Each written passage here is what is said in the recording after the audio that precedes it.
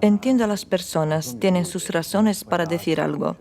Pero cuando escucho esta frase, cuando alguien dice, no voy a la iglesia porque veo en la iglesia algún gran pecador, alguna persona inmoral, no voy a ir a la iglesia cuando veo algún comunista que vivió todo el tiempo del comunismo en algún puesto importante, ahora de repente está en las primeras filas de bancos y cuando lo veo no voy a la iglesia.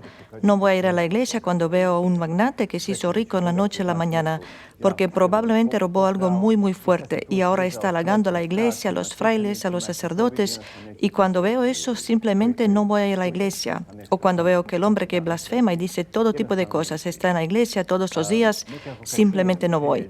De alguna manera, cuando escucho a esas personas decir eso, lo traduzco en mis oídos.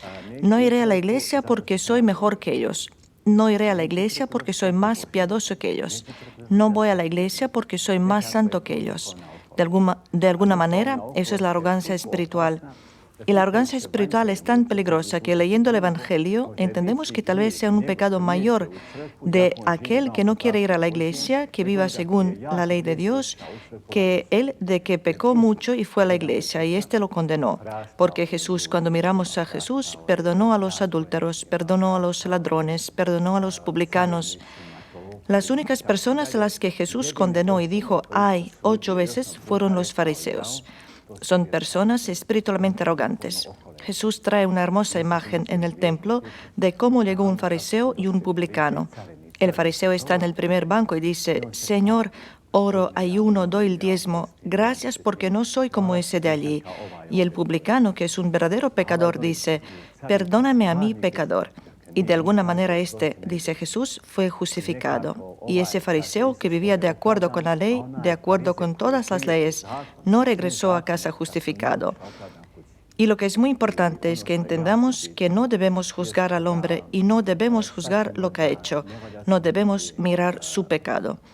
Debemos mirar nuestro propio pecado, debemos mirar a Cristo que perdona los pecados.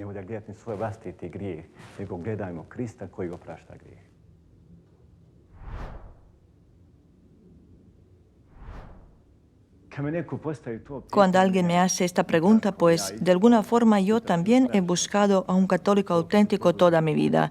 Primero cuando me despierto y miro al espejo, luego cuando la gente viene a mí como sacerdote y así. Pero leyendo la Biblia y el Evangelio podemos responder en general que un auténtico católico y creyente es aquel que habla y hace lo que Jesucristo decía y hacía. Si tomamos los capítulos 5, 6 y 7 del Evangelio según Mateo, el Sermón en la Montaña, a través de esos 3 capítulos, Mateo ha traído el núcleo del Evangelio. Y si realmente vivimos eso, creo que eso es catolicismo auténtico. Eso significa ser un católico auténtico. Y si leemos la Biblia, el Antiguo y el Nuevo Testamento, el Sermón de Jesús en la Montaña lo resumiría, creo que se podría resumir, tal vez exagere un poco ahora, pero se podría resumir en 2 palabras: vivir el amor y verdad. Porque el amor y la verdad no son conceptos, es una persona en Jesucristo. Y Jesús dice de sí mismo, yo soy el camino, la verdad y la vida. Y separar esa verdad del amor, por ejemplo, es el abuso de la verdad. Por ejemplo, estoy hablando muy mal de un hombre que no está presente. Y ese hombre realmente hizo cosas feas. Estoy diciendo la verdad y esa es la verdad real. Sin embargo, estoy cotilleando sobre ese hombre. En lugar de ayudarle, le estoy derribando más abajo. Lo hundo más profundamente en el barro. Estoy diciendo la verdad, pero abusé de ella porque no usé el amor. Dije la verdad sin amor. Y eso no es bueno, entonces abusé de ella. También podemos tomar lo contrario por amor. Cuando entendemos el amor basado en sentimientos, me gusta esto y lo hago porque me gusta y lo llamo amor, es un abuso del amor. Porque el amor, en el sentido de Jesús, en el sentido angelical, es aquello por lo que estoy dispuesto a morir. Si se tratase de otro hombre o de cualquier otra cosa que yo llamo amor, si no estoy dispuesto a morir por ello, no debo llamarlo amor. Digamos un ejemplo. Hace unos años hubo un encuentro de orgullo gay en Zagreb y solo recuerdo un cartel frente a la catedral de Zagreb. Y las personas que participan en ese desfile llevaban el cartel que decía, Jesús dijo, amaos unos a otros. Esa es realmente la frase de Jesús, pero es lo que Jesús dijo en su Evangelio. Pero tomaron esa frase y la sacaron del contexto del Evangelio y la usaron allí, que no corresponde a la verdad de todo el mensaje del Evangelio. La separaron de la vida. Así que aquí diría brevemente que un católico auténtico es aquel que vive el amor y la verdad como los vivió Jesús.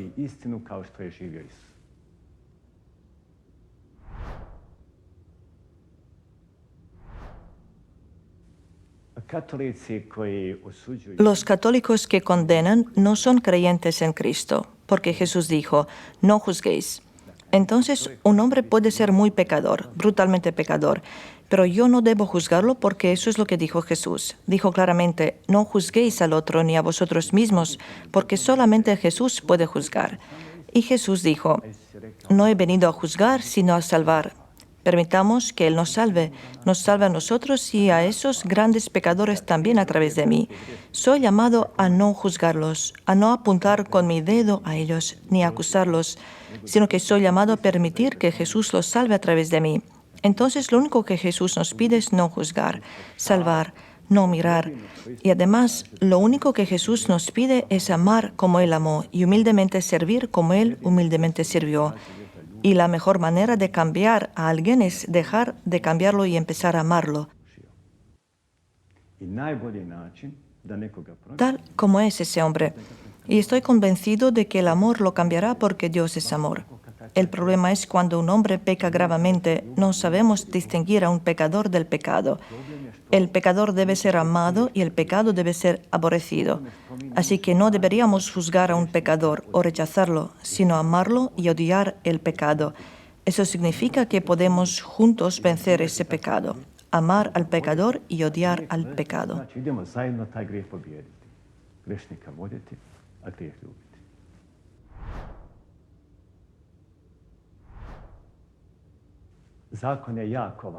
La ley es muy importante, tanto la ley estatal como la ley de Dios.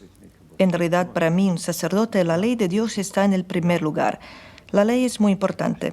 Romper la ley del Estado significa ir a la cárcel, y romper la ley de Dios significa cometer pecado. Sin embargo, incluso si guardáramos la ley en detalle, es decir, cada letra de la ley, si pudiéramos hacerlo, Jesús nos pide más. Así que no basta para nosotros, que somos los discípulos de Cristo, no nos basta con ser fieles a las leyes, porque el cristianismo se volvería infructuoso si solo se reduce a los mandamientos, prohibiciones, leyes y órdenes. El Evangelio es mucho más que eso, porque Pablo dice en su carta, el amor es el más importante y el amor no se puede ordenar. No se deja imponer la ley. El amor solo se puede difundir, experimentar y presenciar, y aceptar, y así sucesivamente. Como he dicho al principio, la ley es importante, porque Dios nos dio esa ley, nos dio los 10 mandamientos de Dios. Jesús dice, el que me ama guardará mis mandamientos, y violar esa ley es verdaderamente un pecado. Guarda la ley y la ley te guardará. Porque un salmo dice, bienaventurados los que andan en la ley del Señor y guardan sus mandamientos. Bienaventurados los que guardan las leyes de Dios. Pero el amor es más importante. La ley es importante, pero el amor es más importante. San Agustín dice, el amor sabe cuándo la ley se puede quebrar y la ley de Dios. Así que la ley de Dios nunca la debemos romper, porque siempre es un pecado, excepto cuando el amor lo dice. Cuando el amor dice que podemos, entonces no es pecado. Por ejemplo, sé que antes era una costumbre en Herzegovina, pero hoy lamentablemente ha sido erradicada. Domingo de Cuaresma. El domingo es el día del Señor, cuando no se debe trabajar duro. Y la gente, jóvenes y adultos, van a la Santa Misa. Vuelven y luego todo el día a trabajar en el campo de algún pobre donde no hay quien lo haga. O para una viuda que está sola y así sucesivamente. Trabajan todo el campo. Es domingo y han trabajado muy duro y no han pecado. ¿Por qué? La ley del Señor dice que el domingo es un día de descanso, un día no laborable. Esa es la ley. Y ellos no obedecieron esa ley debido a una ley superior, la ley del amor. Lo que Jesús dijo 100 veces en el Evangelio, especialmente cuando se trataba del sábado, que el sábado es importante y que la ley debe guardarse. Pero el hombre es más importante que el sábado y el amor es más importante que la ley.